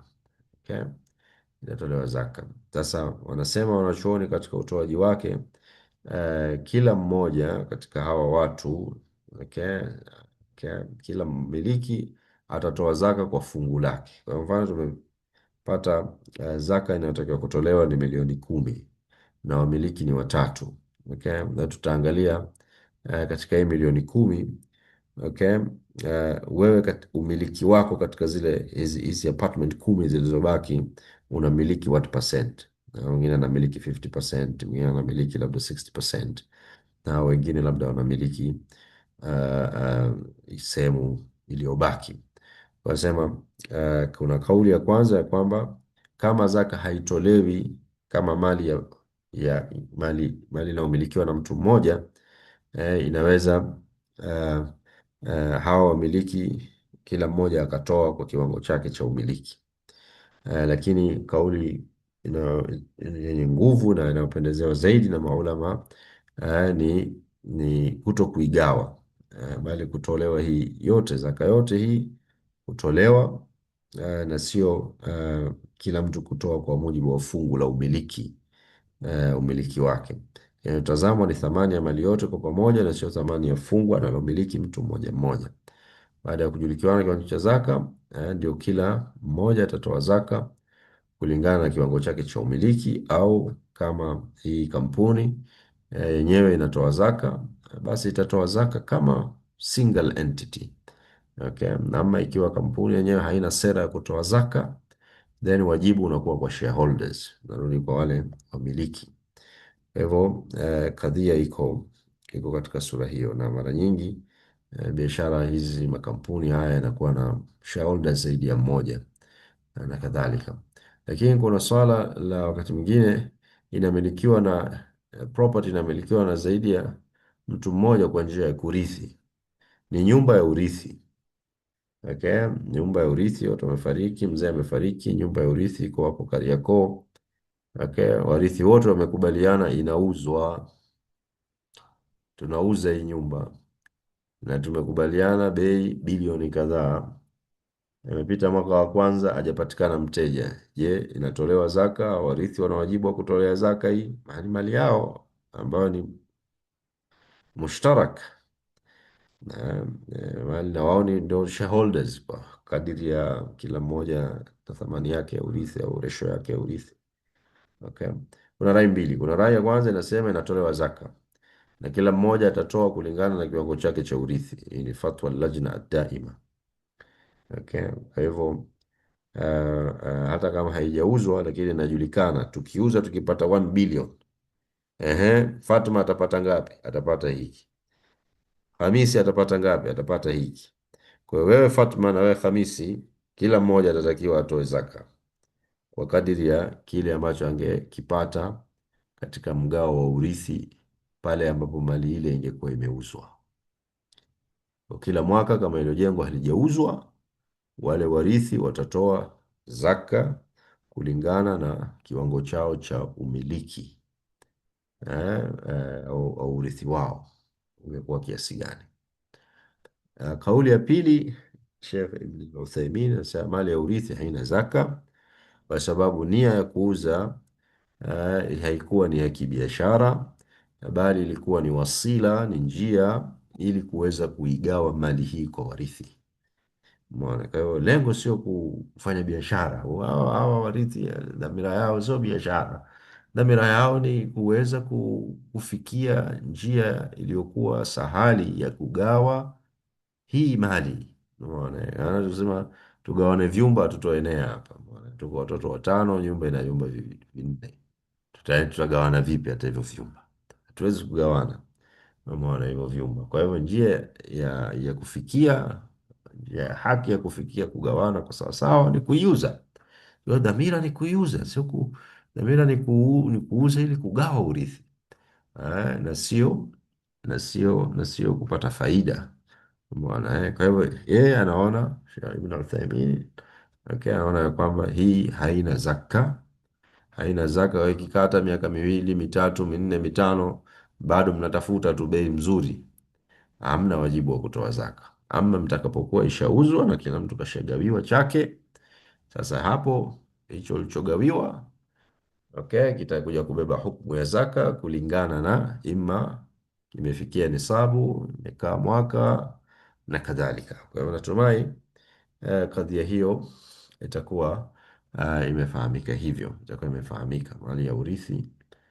Kuna wanachuoni wanaona inatolewa zaka katika kipindi chote ambapo hiyo mali hiyo inatangazwa kuwa inauzwa, okay, hata kama bado haijauzwa, warithi wale kila mmoja kwa resho yake kwa mujibu wa thamani ya hiyo nyumba anatoa zaka. Mwingine wanachuoni mwingine anaona haitolewi zaka. Ama majengo limewekwa dhamana ya mkopo, mortgaged real estate, na ikawa jengo hilo linauzwa sasa. Ikiwa jengo hilo ni kwa ajili ya kuuzwa na limewekwa dhamana ya mkopo benki au kwingine, itawajibika kulipa zaka yake ya kila mwaka. Yaani wewe umekopa mkopo benki, umeshindwa kulipa, sawa bwana. Sasa benki inauza, umeona, benki inatangaza kuuza, japokuwa wewe haikuwa dhamira yako jengo hilo kuuzwa. Lakini kwa sababu uhalisia ni kwamba tayari kwa kuwa umeshindwa kulipa mkopo na wewe ulishasaini mkataba ya kwamba nikishindwa kulipa mtauza hii nyumba ili mpate fedha zenu. Umeona, basi hiyo mali inabeba hukumu ya kutolewa zaka, inabeba hukumu ya kutolewa zaka. Kwa hiyo ikichukua hata miaka miwili mitatu, wewe mmiliki una wajibu wa kutoa zaka, lakini of course kile kilichobaki baada ya kutoa deni, kile kilichobaki baada ya kutoa deni. Kwa hivyo mfano una deni la um, milioni 100, nyumba yako thamani yake milioni 500, kwa hiyo inapigwa mnada, okay? Labda mwaka wa kwanza benki haijapata mnunuzi, okay? Kwa hiyo kizaka ni kwamba tayari hiyo nyumba ni mali inayouzwa, ni mali ya biashara na thamani yake milioni 500. Kwa hiyo wewe mmiliki unawajibikiwa kutoa zaka kwa thamani ya hiyo milioni 500, lakini unatoa lile deni kwa sababu ndani yake pale kuna haki ya benki milioni 100. Kwa utatoa zaka milioni 400 iliyobaki, okay? Iwe imeuzwa au haijauzwa.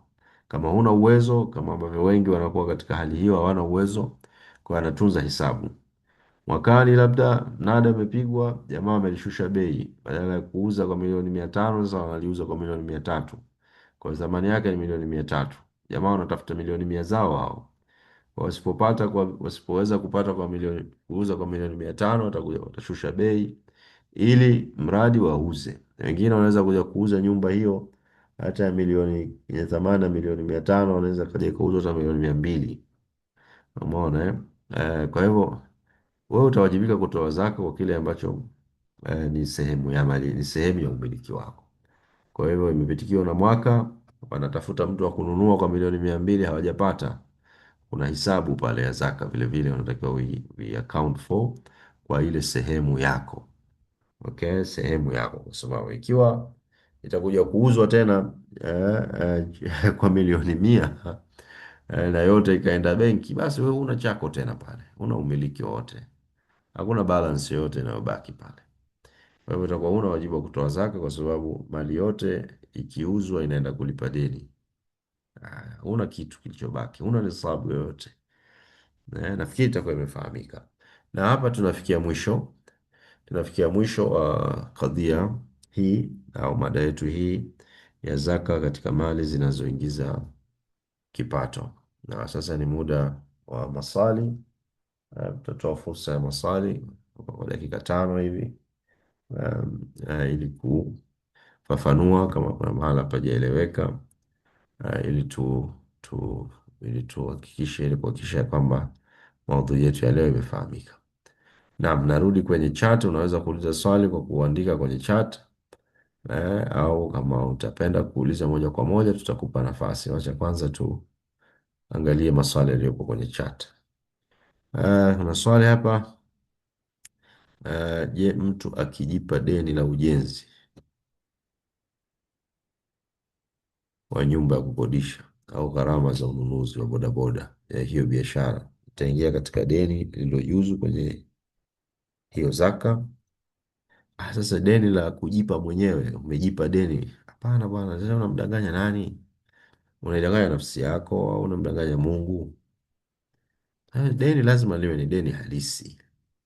Deni unaposema ile ni deni la vifaa vya ujenzi, ili ni deni nadaiwa baada ya kununua bodaboda kwa njia ya mkopo.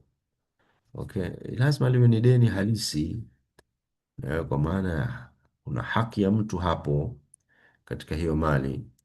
Ama mtu unajipa tu mwenyewe deni kimahesabu tu, unamdanganya nani? Unaidanganya nafsi yako, umdanganyi Mwenyezi Mungu. Kwa hilo ndio jawabu yake. Kweli haifai kufanya hivyo, haifai kufanya hivyo. Na ukilitoa deni hilo la kujipa tu mwenyewe, ili upunguze kiwango cha thamani ya mali unaotakiwa kutoa zaka, utakuwa unapata dhambi, kwa sababu utatoa zaka ambayo sio sahihi. Na hiyo ni dhambi, ni makosa fanya hivyo. Um, Sema swali langu linafanana na la kwanza. Sasa la kwanza ni lipi? Kwa kweli sijafahamu hapo, la kwanza ni lipi, au unakusudia la muulizaji wa kwanza? Okay, sijafahamu hapo. Swali langu linafanana na la kwanza. Nauliza hii, katika mwaka wa kwanza wa biashara ya real estate nimetumia kama milioni 100 kwa kuwekeza. Je, kwa mwaka wa kwanza kupata net income yatakiwa kuitoa capital yenu? Kwa kama unazungumzia umetumia milioni 100 kujenga jengo, sasa tunarudi katika kukuuliza, unajenga jengo hili kwa dhamira gani? Ya kuuza, ya kukodisha? Okay. Ili kupata net income, masala ya income, ima itapiga hesabu kwenye kodi ambayo utakuwa umepata, au kwa kuuza. Na tulishaeleza katika masala ya kodi, jengo unalojenga kwa dhamira ya kukodisha, hili halina masala ya zaka kabisa, mpaka utakapokuwa umejenga, mpaka utakapokuwa unakodisha na unatoa zaka yake kwenye mapato, net income unayoipata baada ya kukodisha. Umefahamu, eh? Ama ikiwa ni unajenga kwa dhamira ya kuuza, kuna kadhia mbili tumezieleza. Kuna wale wanaouza kabla ya kujenga na kuna wanaouza baada ya kujenga. Kwa hiyo hapa ni kurejeshe tu, urejee katika mazungumzo yangu juu ya swala hilo. Okay, nafikiri utapata jawabu. Na kama haikumalizika, je, naweza kuendelea kwa mwaka wa hali? Naweza kuendelea kwa mwaka wa hali hadi malize kulipa? Kwa kweli hapo sijafahamu. Wewe hata kama umeingiza milioni 100 katika jengo, okay, swala ninakuuliza, dhamira yako nini? Dhamira yako katika jengo hili ni kukodisha au kuuza? Hapo ndio nataka utujibu. Umeona, si swala la mtaji ulioweka wewe, uingiza hata milioni 500 bilioni.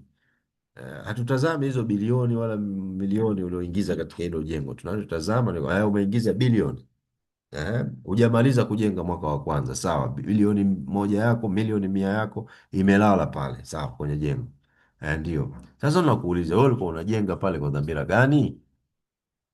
Okay. Dhamira kama ni najenga ilikuwa nikodishe pale, basi wewe una zaka. Hata kama umetia milioni 100 zimelala pale, una zaka, kwa sababu dhamira yako ni ujenge, ukodishe, upate kipato cha kodi ambacho huna.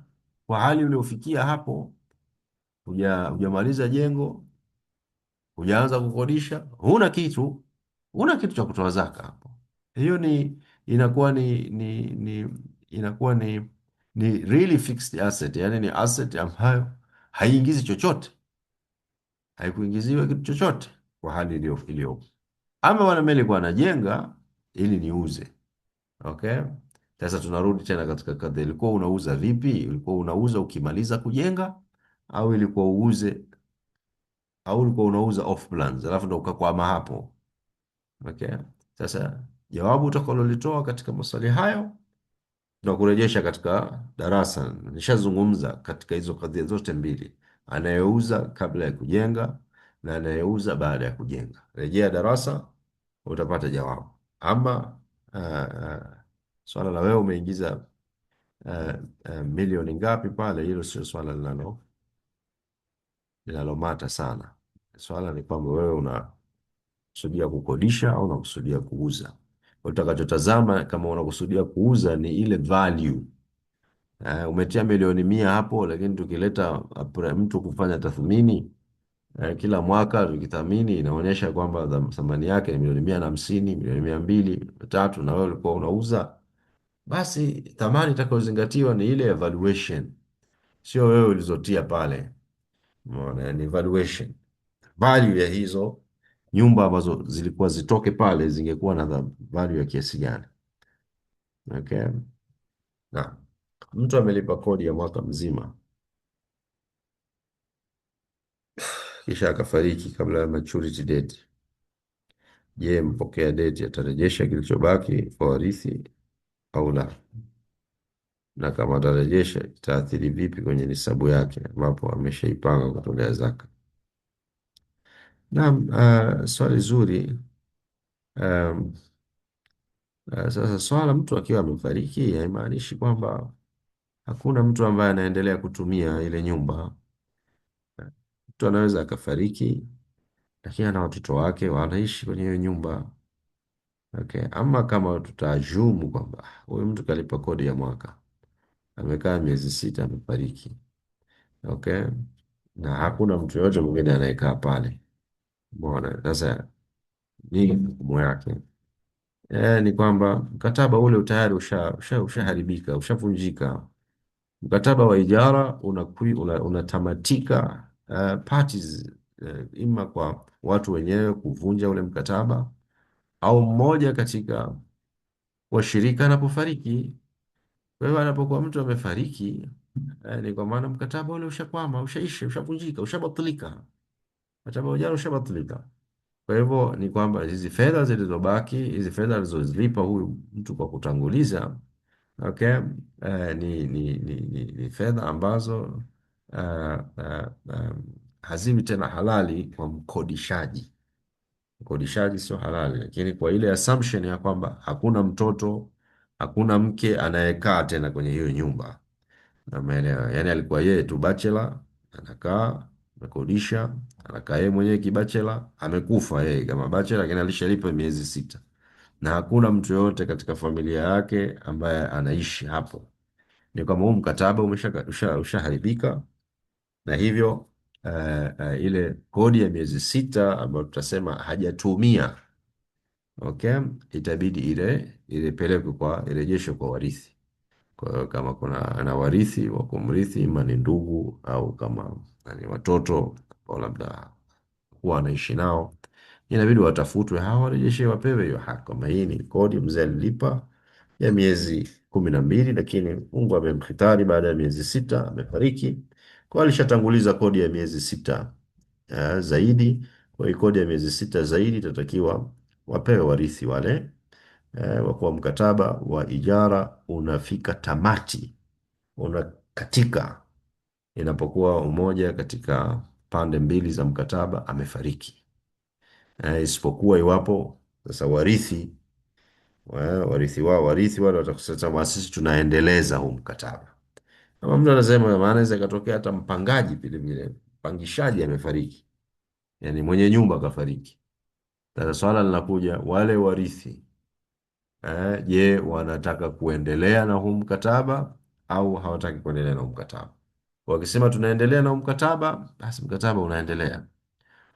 Yule msimamizi wa mirathi, msimamizi wa mirathi anasema hapana, mlipangishana wewe na marehemu amekufa, kwa hivyo sasa hivi mkataba unaisha, basi mkataba utaishia hapo, lakini itabidi huyu msimamizi arejeshe pesa za watu arejeshe pesa za watu.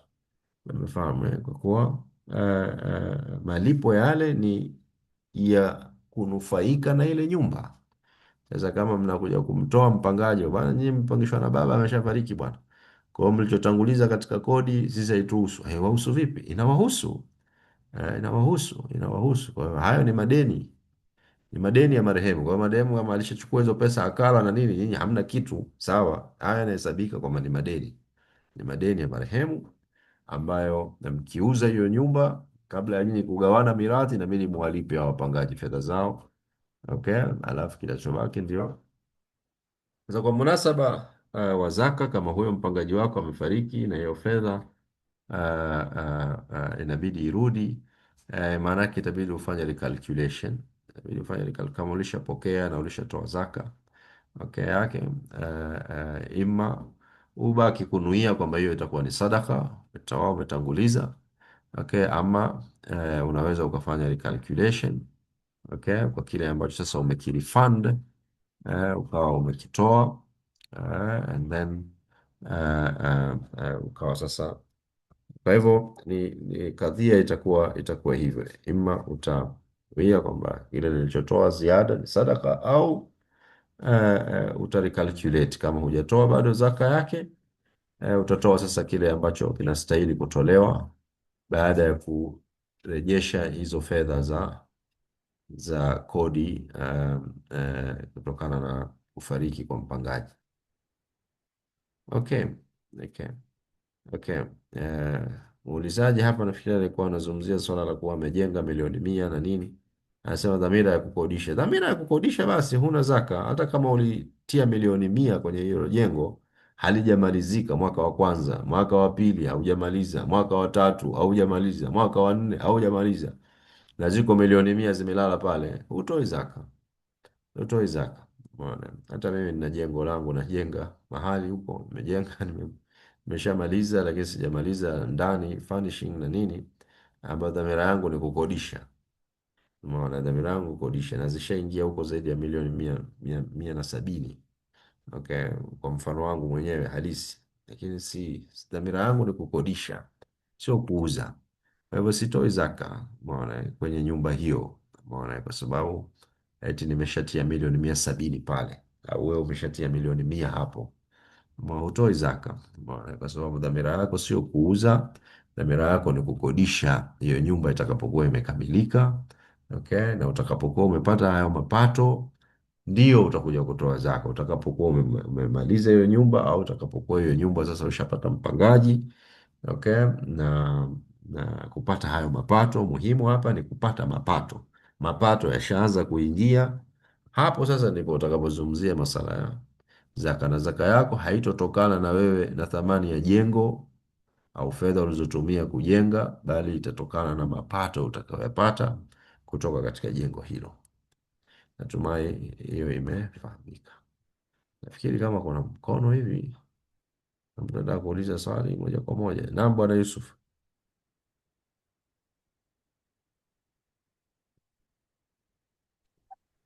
Assalamu alaikum warahmatullahi wabarakatuh. Waalaikum salam. Nafikiri unanipata vizuri mwalimu? Naam, endelea, uliza na kusikia. Shukran sana. Mimi maswali yangu kama mawili hivi, nilikuwa nauliza. La kwanza ni kwamba mimi kwamba ninalo jengo langu, ila sijaweka nia ya kuuza, sipasi kutoa zaka. Lakini mtu ambaye ana jengo tayari ameshaweka nia ya kuuza, mwisho wa siku anapaswa kutoa zaka. Alafu najua kwamba kote katika hizi kadhia zote mbili, ambaye hajaweka nia ya kuuza hakuna income yoyote inayoingia, na huyo ambaye ameweka nia ya kuuza hakuna income yoyote ambayo inaingia kwa kipindi kile. Labda mwaka ukapinduka, tangu aweke ile nia hakuna income yoyote iliyoingia. Sasa hapa tofauti ya hii nia ni ipi, wakati mwisho wa siku matokeo ni yale yale, no income kwa pande zote mbili? Swali langu la kwanza. Alafu swali la pili, kwenye masuala ya biashara pia, thamani ya jengo, labda katika biashara yangu nafanya labda um, biashara fulani ya kukodisha jengo, nafanyia biashara mle. Sasa katika lile jengo, mwisho wa siku wakati nataka kutoa zaka, sijumlishi na ile thamani ya jengo, sijumlishi, lakini jengo langu nalichukulia kama vile ni mtaji. Lakini kwenye biashara yoyote ile ya kuuza na kununua, labda ikiwa mtaji, kwa mfano labda nimewekeza pesa, lakini hapa wakati najumlisha, nataka kutoa zaka, natakuwa nijumlishe na huu mtaji. Vipi kwenye masuala ya biashara ya nyumba, haijumlishi na ile thamani ya nyumba, wakati ile nyumba inakuwa ni kama vile mtaji wangu. Huku kwenye pesa tunaujumlisha. Hiyo kadhia imekaje? Sijui kama umenielewa vipi. Naam. Naam, ama kuhusiana na swala la kwanza, uh, swala la nia na kipato. Okay, unajenga jengo kwa dhamira ya kuuza. Okay, katika masala ya kifikhi ya zaka, utakapokuwa kitu umekinuia kukiuza ambacho kilikuwa ni kitu binafsi ukanuia kuuza, okay, au kitu chochote ambacho umekinunua kwa dhamira ya kukiuza upate faida, okay, hicho kinaingia katika mali inawajibika kutolewa zaka iwapo yale masharti mengine yatazingatiwa, yani sharti la nisab na sharti la mwaka. Iwe wewe umeuza, iwe hujauza katika kipindi hicho cha mwaka, swala la zaka linabaki kuwa ni wajibu kutoa. Sasa huna kipato, huna income yoyote, basi ni deni, inaandikwa kuwa ni deni, unadaiwa. Ni kama vile kodi ya ardhi. Kwa mfano, wewe kama unauza nyumba yako, okay, au hata kama uuzi, katika mfumo wetu wa kodi ya ardhi, haijalishi una kipato huna kipato, serikali ina register kule, kila mwaka unatakiwa ulipia ardhi ile kodi, haijalishi. Sasa kwenye masala hayo ya ardhi ni tofauti kidogo na zaka, katika kwa maana ya kwamba kwenye zaka inatazamwa dhamira nini. Ni kodi ya ardhi kule, haijalishi wewe dhamira yako ni kufanya biashara, ukae wewe mwenyewe au ukodishe. Jamaa kule wanataka kodi yao kila mwaka, wanataka kodi, na usipolipa kodi ya ardhi kila mwaka unachajiwa interest. Umefahamu? Katika zaka, alhamdulillah, tofauti ni kwamba hii ikiwa ni dhamira kuuza, dhamira ya nyumba yako ni kuuza, okay? Ikiwa umeuza, ahlan wa sahlan. Ikiwa hujauza na imepitikiwa na mwaka, una hesabu unatakiwa uweke pale kwamba mimi nyumba hii nilikuwa nimedhamiria kuiuza kwa milioni 100. Mwaka umepita, sijapata mteja wa milioni 100. Wateja wote wanaokuja ni milioni kadha wa kadha wa kadha, ambayo sio lengo langu. Mimi nataka mteja wa milioni 100 na kuendelea. Mwaka umekupitikia, hujauza, hujapata mteja huyo, utafanya tathmini ya nyumba hiyo, okay, au kama hiyo thamani ambayo wewe unaitaka inaendana na market value, okay, tutakwenda kwenye hiyo milioni 100 unayotaka wewe, tutazidisha mara 2.5, tutapata hapo kiwango ambacho unatakiwa utoe zaka kwa mwaka huo. Hela huna ya kutoa, sawa, hilo ni deni la mwaka wa kwanza. Mwaka wa pili mambo ni yale yale, ni hivyo hivyo, utaweka hesabu tena mwaka wa pili huu. Kwa hiyo utakuja kutoa zaka yake utakapokuja kuuza huu. Kwa hiyo ikikuchukua miaka miwili mitatu minne, utakuja kuzitoa zaka za miaka hii iliyo nyuma utakapokuja kuuza huko mbele.